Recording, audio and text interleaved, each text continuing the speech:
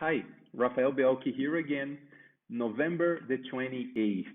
There's another course about how long should your composite restorations last. Well, hopefully forever. But is it possible? We're going to talk about two very important factors: adhesion, bonding, and also light curing. There's a lot of new things in bonding, and there's a lot of, let's say, new things in light curing as well, which may not be as easy as we've been told.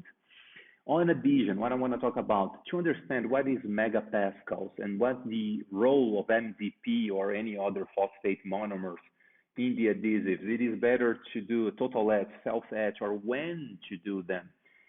Light curing, light curing, that's going to be awesome because we're going to talk about LEDs, we're going to talk about power, collimation, and also wavelengths, beam homogeneity, all of those things that are really important when we're talking about composite longevity. Okay, so November the 28th, we have a 4-hour course about basically bonding and LEDs and light curing. It's going to be a very good course, and I'll be more than honored to have your presence there.